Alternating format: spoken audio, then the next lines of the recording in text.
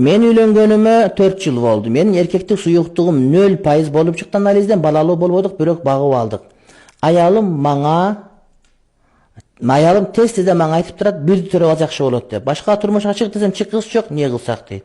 Эми кандай, башка турмушка чыкпаса, анан төрөгүсү келип атса, анда эмне кылыш керек? Эми ошол докторлорго даярдангыла, дарыгерге көрүнгүлө, балким барып жакшылык болуп калар.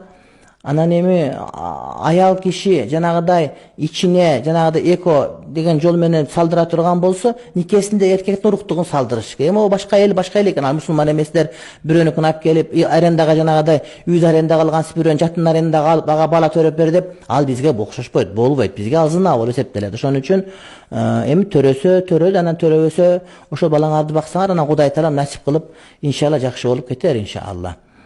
Ушул акыркы учурда мына ушул эркектердин суюктугунун пайызы төмөн болгон өтө көп катталып атат. Бул ошол суроого келгенде, башка келгенде ушунун бардыгы мынагы биздин жеп аткан тамактарыбыздын туура эмес экендиги, ичип аткан сууларды пластик ичилип аткандагысы, эркектер жашоо образы жанагыдай олтуруп иштөө болуп калган себептен, анан тамак ашыбыз туура эмес болгон себептен азайып атат. Анан кыямат жакын келгенде бир эркекке 46 аял туура келет деген ушундай барып отуруп, ошол эркектик касиет азайып отурат да, анан барып жанагы матриархат келе тургандай бир жанагыдай бир нерсе көрүнүп калат. Ошондуктан жана анын үстүнө эркектер аялды таап, аял тыйын тапкан үйгө кожоюндук кылып, эркектин духун өлтүрүп коет. Эркек өзү эркек болуп дыңкыйган менен, бирок духу кичине болот дагы.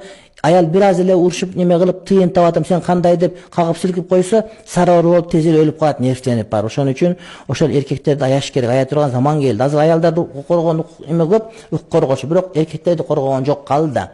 Эркектер ошол аял тыйын таап келип урушуп силкип же жашаса үйдөн чыгып кет деп айтып бир нерсе кылса, көп эркектер ошого настроение болуп барып бомж болуп калат. Ошентип отуруп, эркектер көп төрөлгөн менен барып отуруп жанагы үндүктүн жөжөсүндө тез өлүп калат экен да, аялдардын саны көп болуп. Бул кыяматтын белгилеринин бири. Ошон үчүн мындай бир эркектерди көп кыйнай бербеш керек дейт экен.